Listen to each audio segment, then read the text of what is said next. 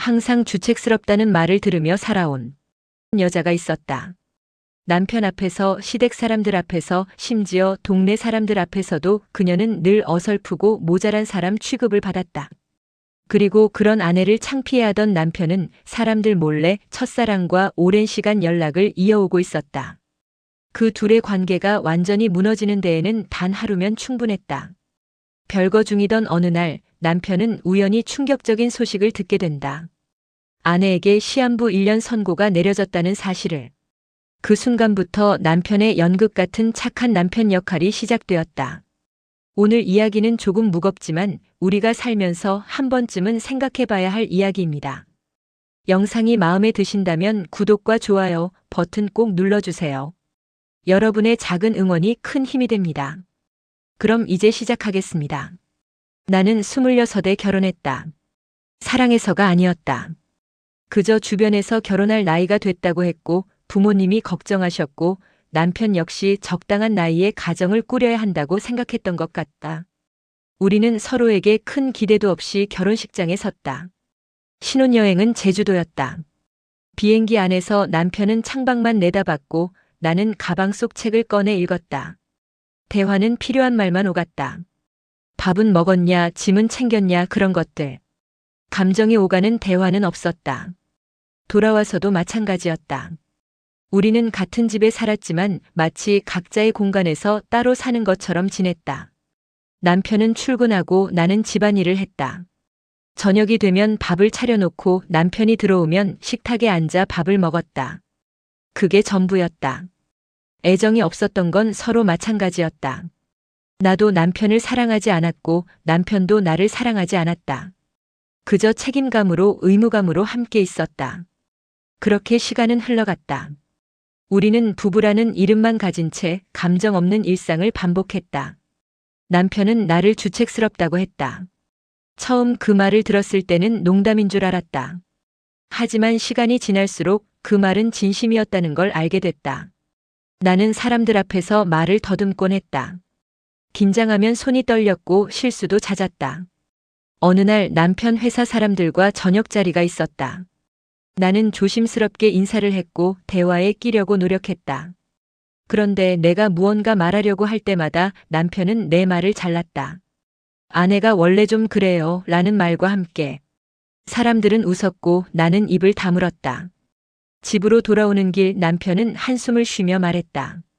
왜 그렇게 어설프게 행동하냐고. 사람들이 다 볼 텐데 좀 조심하라고. 나는 아무 말도 하지 못했다. 내가 뭘 잘못했는지도 정확히 몰랐다. 그저 내가 존재하는 것 자체가 남편에게는 창피한 일인 것 같았다. 그 뒤로 나는 더 조심스러워졌다. 사람들 앞에 나갈 때면 최대한 말을 아꼈고 웃을 때도 소리 내지 않으려 했다. 하지만 남편은 여전히 나를 못마땅해 했다.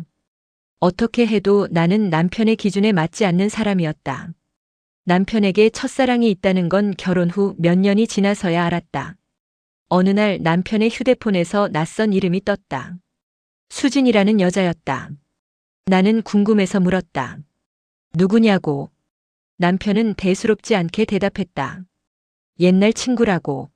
하지만 그 옛날 친구는 생각보다 자주 연락을 했다. 문자가 오면 남편의 표정이 달라졌다.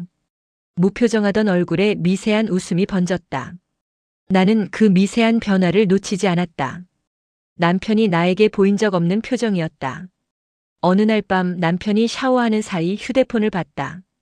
죄책감이 들었지만 멈출 수가 없었다. 대화 내용은 길었다. 추억을 나누는 대화들. 그때는 좋았지, 너는 변하지 않았구나, 그런 말들. 내가 남편과 나눈 적 없는 종류의 대화였다. 그제야 알았다. 남편은 나와 결혼했지만 마음 한편에는 여전히 다른 사람이 있었다는 것을. 그리고 그 사람은 내가 절대 될 수 없는 사람이었다. 남편의 첫사랑. 그 이름 앞에서 나는 한없이 작아졌다.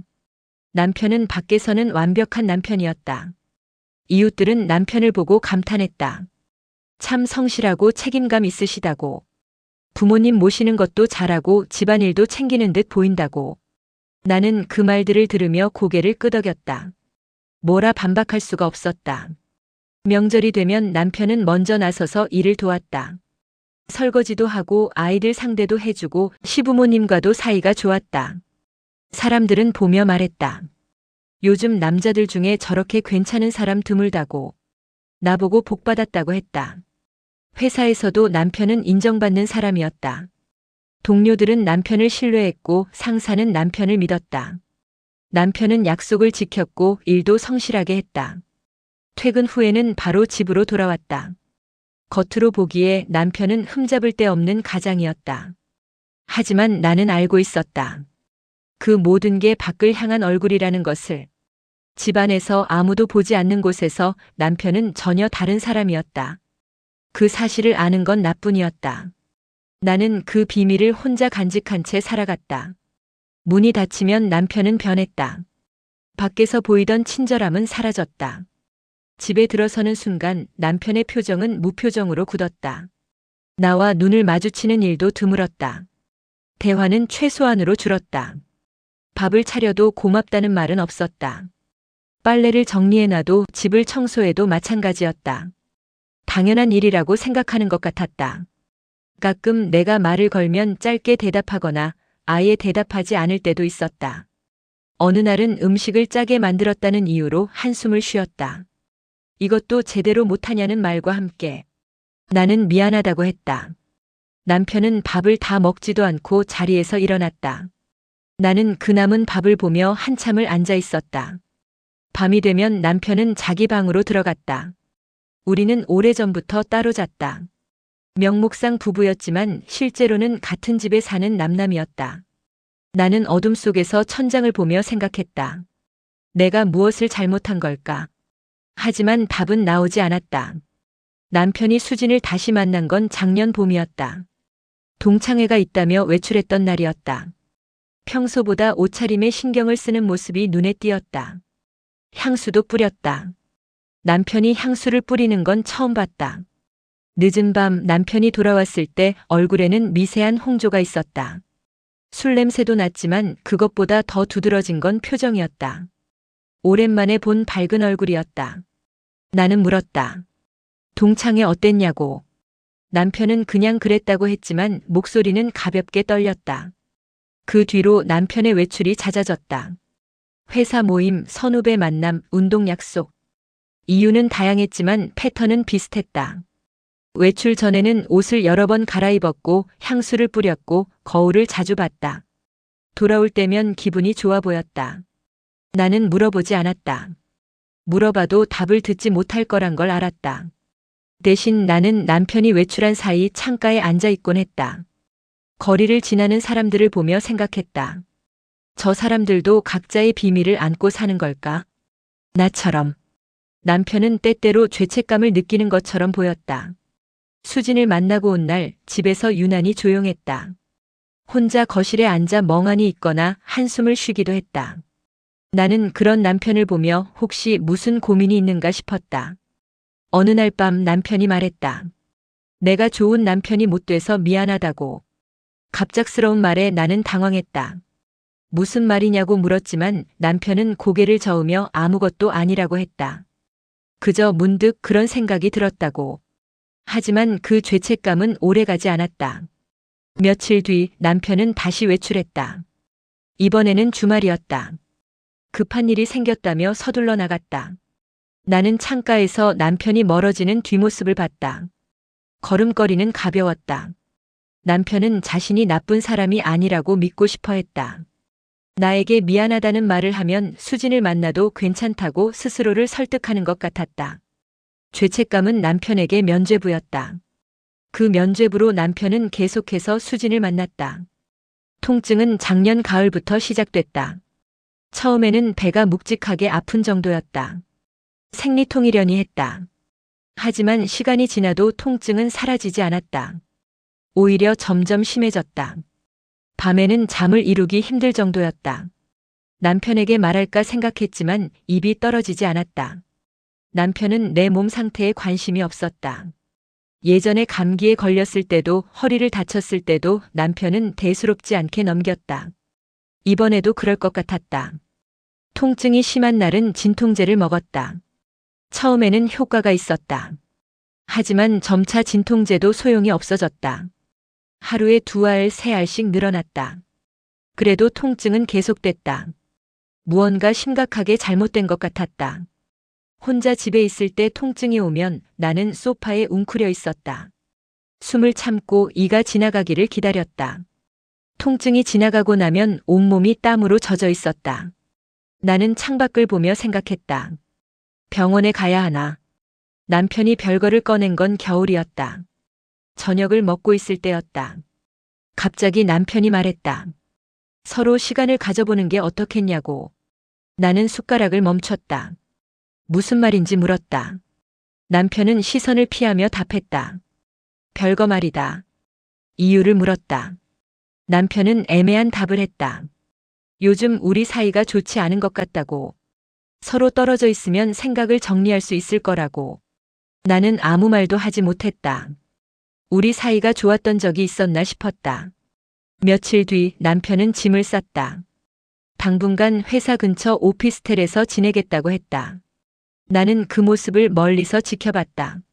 남편은 꼼꼼하게 짐을 챙겼다. 평소보다 밝은 얼굴이었다. 마치 여행을 떠나는 사람 같았다. 문이 닫히고 집은 조용해졌다. 나는 빈집에 혼자 남았다. 남편이 없어도 일상은 크게 달라지지 않았다. 어차피 우리는 같은 공간에 있어도 따로였으니까. 하지만 적막함은 달랐다. 이제 남편은 정말로 여기 없었다. 혼자 사는 건 처음이었다. 결혼 전에는 부모님과 살았고 결혼 후에는 남편과 살았다. 항상 누군가와 함께였다. 혼자 있어 본 적이 없었다. 그래서 이 고요함이 낯설었다. 시계 소리만 들릴 만큼 조용했다. 아침에 일어나면 남편의 빈자리가 보였다. 습관처럼 아침을 차렸지만 혼자 먹는 밥은 맛이 없었다. 설거지도 금방 끝났다. 빨래도 청소도 양이 줄었다. 할 일이 없어지니 시간이 더디게 흘렀다. 저녁이 되면 창가에 앉아 있었다. 거리에는 사람들이 바쁘게 오갔다. 퇴근하는 직장인들, 학원 가는 아이들, 장을 보는 주부들. 모두 어딘가로 향하고 있었다. 나만 이 자리에 멈춰 있는 것 같았다. 남편을 원망할 수도 없었다. 남편이 나를 떠난 게 당연하게 느껴졌다. 나는 남편에게 아무것도 해준 게 없었다. 사랑도 행복도 주지 못했다. 그저 의무감으로 함께 있었을 뿐이었다. 남편이 다른 곳에서 행복을 찾는 게 이상한 일은 아니었다. 혼자 있는 밤이 가장 힘들었다. 통증은 주로 밤에 찾아왔다. 낮에는 괜찮다가도 해가 지고 어둠이 내리면 배가 조여오기 시작했다. 처음에는 참을만 했다. 하지만 점점 강도가 세졌다. 어느 날 밤 통증이 너무 심해서 소리를 질렀다. 아무도 없는 집에서 혼자. 나는 바닥에 쓰러져 몸을 웅크렸다. 땀이 흘렀고 손은 떨렸다. 숨을 쉬는 것조차 힘들었다. 이대로 죽는 건 아닐까 하는 생각이 스쳤다. 진통제를 찾아 부엌으로 기어갔다. 손이 떨려서 약통을 제대로 열지 못했다. 겨우 약을 꺼내 입에 넣었다. 물 없이 그냥 삼켰다. 약이 목을 타고 내려가는 느낌이 생생했다. 나는 그 자리에 주저앉았다. 1시간쯤 지났을까? 통증이 조금씩 가라앉았다. 나는 천천히 일어나 침대로 돌아왔다. 온몸에 힘이 빠져 있었다. 천장을 보며 생각했다. 이제 병원에 가야 한다고. 더 이상 미룰 수 없었다. 병원에 간 건 그 다음 주였다. 예약을 잡고 검사를 받았다. 혈액 검사, 초음파, CT까지. 의사는 심각한 표정으로 추가 검사를 권했다. 나는 시키는 대로 했다. 결과를 기다리는 일주일이 길게 느껴졌다. 결과를 듣는 날 혼자 진료실에 앉아 있었다. 의사는 조심스럽게 입을 열었다. 췌장암이라고 했다. 그것도 사기. 이미 다른 곳으로 전이가 됐다고. 나는 의사의 입만 보고 있었다. 소리는 들리는데 의미가 들어오지 않았다. 시한부라는 말도 들었다. 길어야 1년. 치료를 해도 완치는 어렵다고 했다. 통증 관리를 하면서 남은 시간을 보내는 게 현실적이라고. 의사는 미안하다는 표정을 지었다. 나는 고개를 끄덕였다. 괜찮다고 말했다. 진료실을 나왔다. 복도는 환자들로 붐볐다. 모두 살아있었다. 걷고 말하고 웃고 있었다. 나도 그들처럼 보였을 것이다. 하지만 나는 이미 달랐다. 시한부 선고를 받은 사람이었다. 나는 천천히 병원을 빠져나왔다. 집으로 돌아오는 길이 멀게 느껴졌다. 머릿속은 복잡했다. 남편에게 말해야 하나. 전화기를 꺼내 남편의 이름을 봤다. 손가락이 화면 위에서 머뭇거렸다. 하지만 전화를 걸지는 못했다. 남편은 이미 나에게서 떠났다. 별거는 형식일 뿐이었다. 남편의 마음은 진작에 다른 곳을 향하고 있었다. 그런 남편에게 내 병을 말한다고 달라질 게 있을까? 오히려 짐이 되는 건 아닐까? 머릿속으로 상황을 그려봤다. 내가 병을 말하면 남편은 어쩔 수 없이 돌아올 것이다. 책임감 때문에, 의무감 때문에. 하지만 그건 남편이 원하는 게 아니었다. 나도 원하지 않았다. 동정으로 돌아온 남편을 보고 싶지 않았다. 며칠 동안 고민했다. 말할까 말지 않을까? 하지만 결론은 정해져 있었다. 말하지 않기로 했다. 혼자 이 사실을 안고 살기로 했다. 어차피 나는 평생 혼자였다. 마지막도 혼자일 뿐이었다. 남편이 알게 된 건 한 달쯤 지났을 때였다. 그날 나는 병원에서 통증 조절을 위한 처방을 받고 나오는 길이었다. 주차장 쪽으로 걸어가는데 누군가 내 이름을 불렀다. 돌아보니 남편이 서 있었다. 남편도 놀란 표정이었다. 이게 무슨 일이냐고 물었다. 나는 당황해서 아무 말도 하지 못했다. 남편은 내가 나온 건물을 봤다. 종합병원 암센터였다. 남편의 얼굴이 굳었다. 남편은 내 손에 들린 서류를 봤다. 처방전이었다.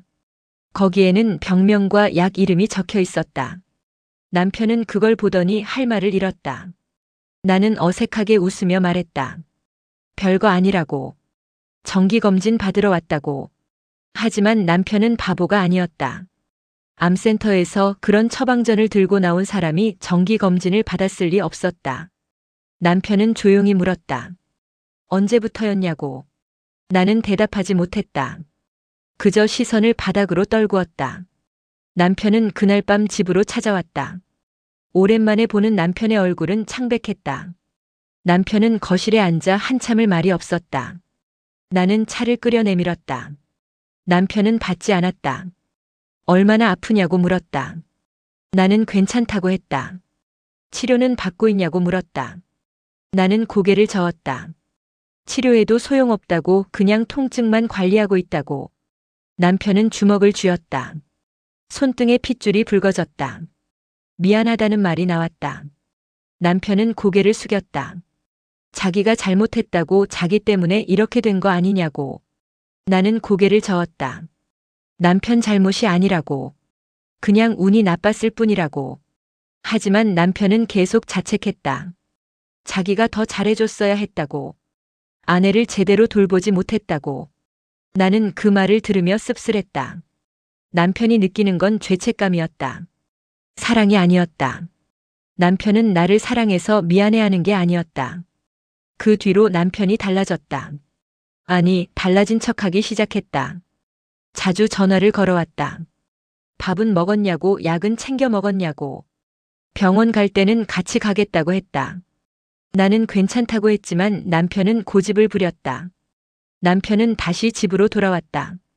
오피스텔은 정리했다고 했다. 이제부터 아내 곁에 있겠다고. 나는 그럴 필요 없다고 했다. 하지만 남편은 듣지 않았다. 짐을 들고 들어와 다시 방을 정리했다. 이웃들을 만나면 남편은 더 친절했다. 아내가 아파서 걱정이라고 말했다. 사람들은 남편을 대견해했다. 어려울 때 옆에 있어주는 게 진짜 배우자라고. 남편은 겸손하게 웃었다. 당연한 일이라고 했다. 나는 그 모습을 보며 혼란스러웠다. 남편이 정말 변한 걸까? 아니면 그냥 의무를 다하는 걸까? 남편의 눈을 봐도 알 수 없었다. 친절한 말과 행동 뒤에 진짜 마음이 보이지 않았다. 남편과 함께 있는 시간이 늘어났지만 나는 여전히 불편했다. 남편이 밥을 차려주고 설거지를 하고 청소를 도왔다. 예전에는 상상도 못할 일들이었다. 하지만 그 모든 게 어색했다. 남편이 웃으며 말을 걸면 나도 웃으며 대답했다. 하지만 그건 진짜 웃음이 아니었다. 입꼬리만 올라갔을 뿐 마음은 무거웠다. 남편도 마찬가지였을 것이다. 우리는 서로에게 연기를 하고 있었다. 병원에 갈 때 남편이 운전했다. 차 안은 조용했다. 라디오 소리만 작게 흘렀다. 남편은 가끔 내 쪽을 봤다. 괜찮냐고 물었다. 나는 고개를 끄덕였다. 괜찮다고, 걱정하지 말라고. 진료가 끝나고 나오면 남편은 내 팔을 잡았다. 천천히 걷자고 했다. 사람들이 우리를 봤다. 다정한 부부처럼 보였을 것이다. 하지만 우리는 알고 있었다. 이 모든 게 거짓이라는 것을. 남편의 휴대폰은 여전히 바빴다. 밤이 되면 화장실에 들어가서 오래 나오지 않았다. 나는 알고 있었다. 수진과 연락하고 있다는 것을. 남편은 여전히 그녀를 놓지 못했다. 어느 날 남편이 샤워하는 사이 거실 테이블에 놓인 휴대폰이 울렸다. 화면에 수진이라는 이름이 떴다. 나는 그 화면을 한참 바라봤다. 전화는 끊어졌다. 곧 문자가 왔다. 언제쯤 정리할 수 있어? 그제야 깨달았다.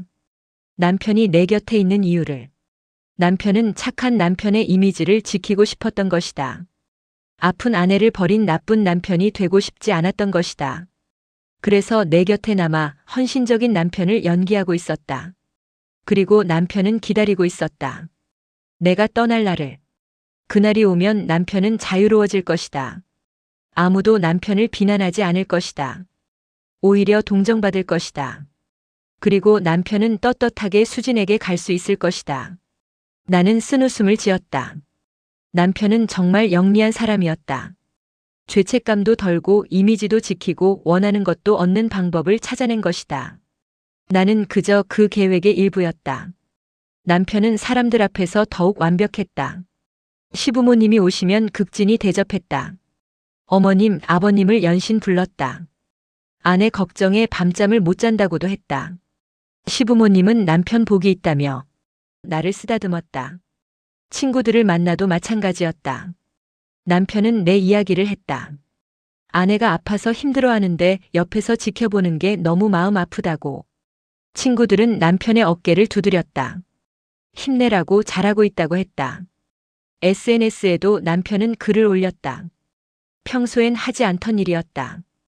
아내와 산책하는 사진, 함께 식사하는 사진. 사람들은 댓글을 달았다. 보기 좋다고, 응원한다고. 남편은 일일이 답글을 달았다. 감사하다고. 나는 그 모든 걸 지켜봤다. 남편이 만들어가는 이야기 속에서 나는 착한 남편에게 사랑받는 불쌍한 아내였다. 사람들은 그 이야기를 믿었다. 아니, 믿고 싶어 했다. 그게 더 아름다운 이야기였으니까. 정기 검사 날이었다. 남편이 함께 갔다. 대기실에서 기다리는 동안 남편은 내 손을 잡았다. 사람들이 보고 있었다. 나는 손을 빼고 싶었지만 그대로 두었다. 남편의 손은 따뜻했지만 내 손은 차가웠다. 결과는 나빴다. 병이 더 진행됐다고 했다. 이제 몇 개월 남지 않았다고. 의사는 조심스럽게 말했다. 호스피스를 고려해보는 게 어떻겠냐고. 남편은 고개를 저었다. 집에서 돌보겠다고 했다. 진료실을 나오는 길 남편은 눈물을 글썽였다. 사람들이 지나갔다. 남편은 눈물을 닦으며 내 어깨를 감쌌다. 힘내라고 속삭였다. 나는 고개를 끄덕였다. 하지만 남편의 눈물이 진짜인지 알 수 없었다. 차에 타자마자 남편의 휴대폰이 울렸다. 남편은 잠깐만이라며 전화를 받았다. 수진이었다. 나는 창밖을 봤다. 남편은 조용히 말했다. 지금은 안 된다고, 나중에 다시 연락하겠다고. 전화를 끄는 남편의 얼굴은 평온했다. 며칠 뒤 남편이 물었다. 하고 싶은 거 없어? 뭐든지 말해봐. 나는 잠시 생각했다. 거창한 건 없었다. 그저 평범한 일상이 그리웠다. 공원을 걷고 싶다고 했다. 남편은 고개를 끄덕였다. 그래, 내일 가자. 다음 날 우리는 집 근처 공원에 갔다. 날씨가 좋았다. 햇살이 따스했다. 남편은 내 팔짱을 끼고 천천히 걸었다. 벤치에 앉아 쉬었다. 남편이 물었다. 또 뭐 하고 싶어? 나는 웃으며 말했다. 그냥 이렇게 있는 것만으로도 좋아요. 저녁에는 남편이 요리를 했다. 서툴렀지만 정성스러웠다. 된장찌개와 계란말이를 만들었다.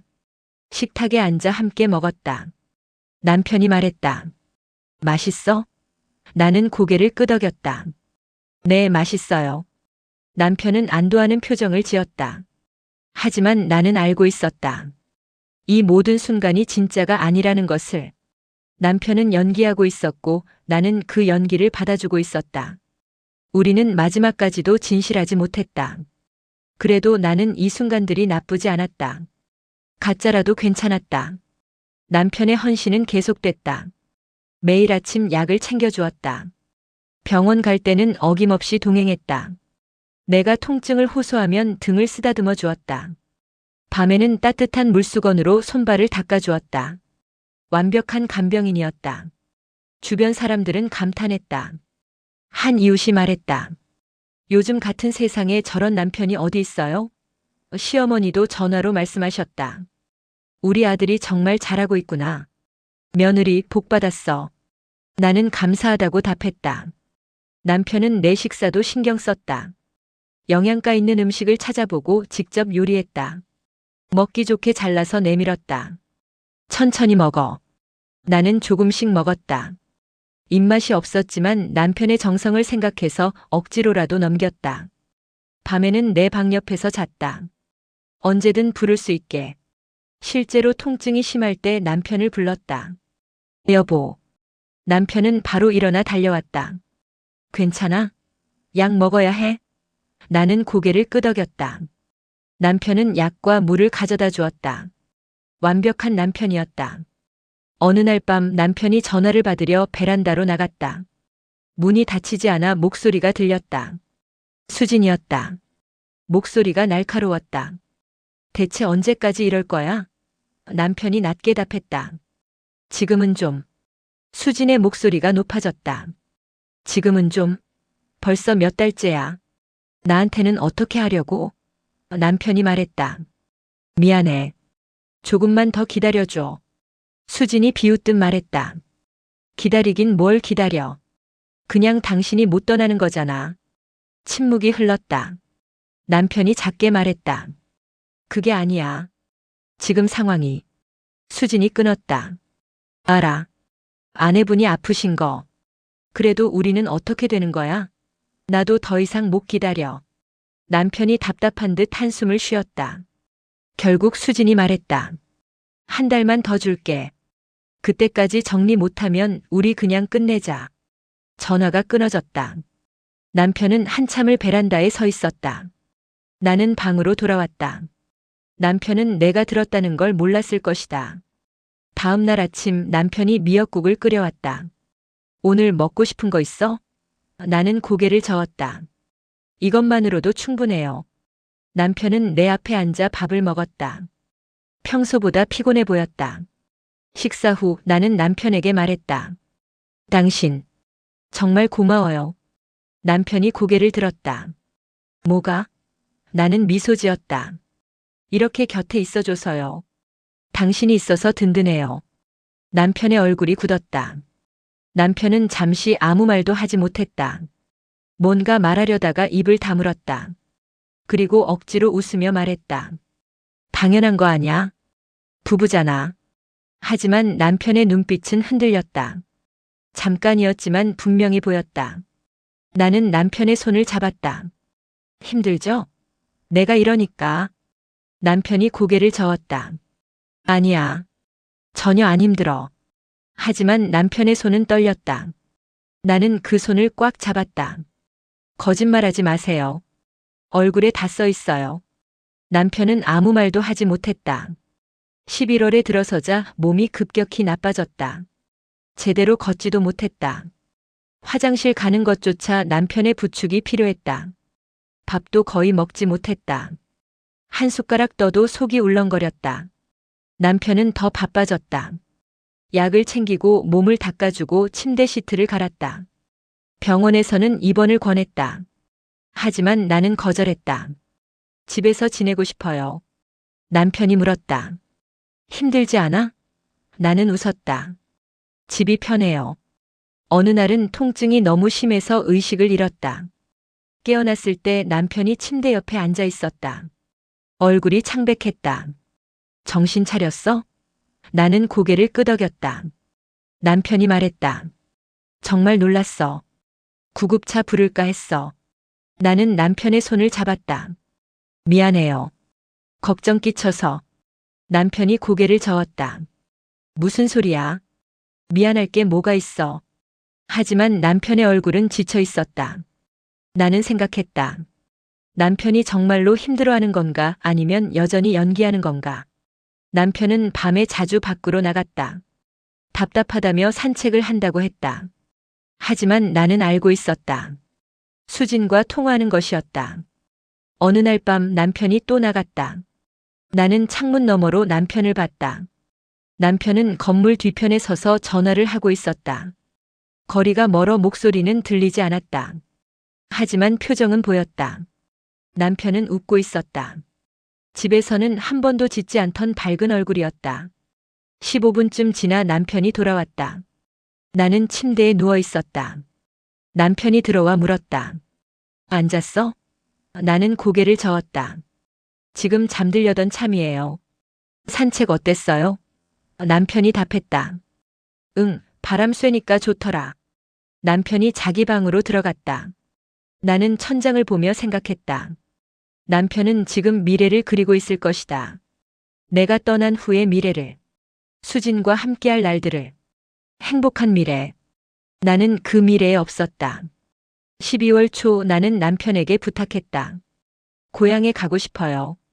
남편이 놀랐다. 지금 몸 상태로? 나는 고개를 끄덕였다. 마지막으로 보고 싶어요. 부모님 산소도 가고 싶고. 남편은 망설이다 말했다. 알았어. 같이 가자. 차로 3시간을 달렸다. 몸이 힘들었지만 참았다. 고향에 도착하자 눈물이 났다. 어린 시절 뛰어놀던 골목, 다니던 학교, 부모님과 산책하던 길. 모든 게 그대로였다. 부모님 산소에 올랐다. 숨이 차서 자주 멈춰야 했다. 남편이 내 팔을 잡았다. 천천히 가. 산소 앞에 무릎을 꿇었다. 아버지, 어머니. 저 왔어요. 눈물이 흘렀다. 곧 부모님을 만나게 될 것 같았다. 내려오는 길 나는 남편에게 말했다. 여기서 살았으면 행복했을까요? 남편이 물었다. 무슨 소리야? 나는 웃었다.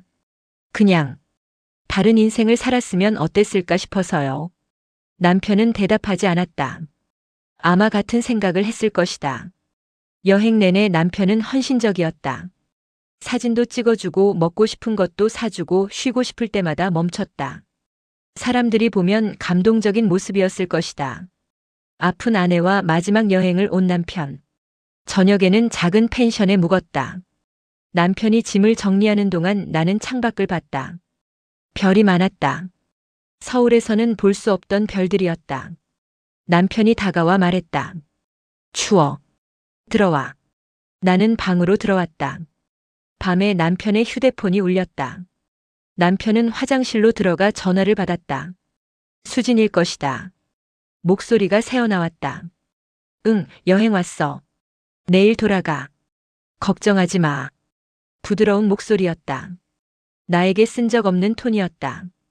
다음 날 아침 남편이 물었다. 어젯밤 잘 잤어?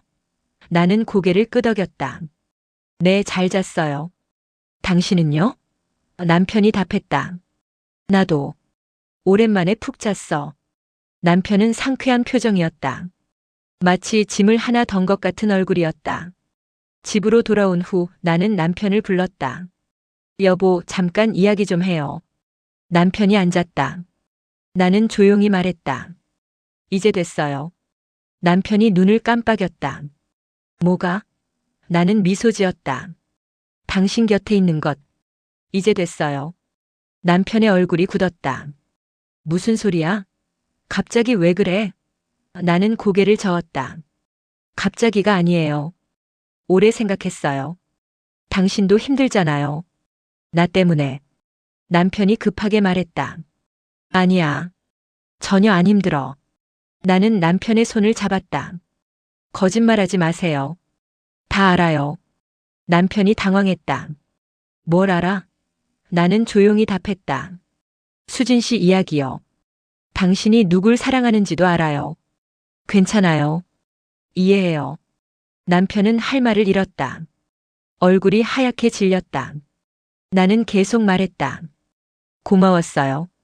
마지막까지 곁에 있어줘서. 당신은 정말 좋은 사람이에요. 하지만 이제는 당신 인생을 사세요. 나 때문에 행복을 미루지 마세요. 그날 밤 통증이 심하게 왔다. 남편을 불렀다. 여보. 남편이 달려왔다. 약 먹어야 해? 나는 고개를 저었다. 그냥 옆에 있어줘요. 남편이 침대 옆에 앉았다. 나는 남편의 손을 잡았다. 미안해요. 좋은 아내 못 돼서. 남편이 고개를 저었다. 무슨 소리야? 나는 눈을 감았다. 행복하세요. 수진 씨랑. 정말 행복하게 사세요. 남편이 울먹였다. 그런 말 하지 마. 제발. 나는 미소 지었다. 괜찮아요. 이제 다 괜찮아요. 숨이 점점 가빠졌다. 남편의 손이 떨렸다.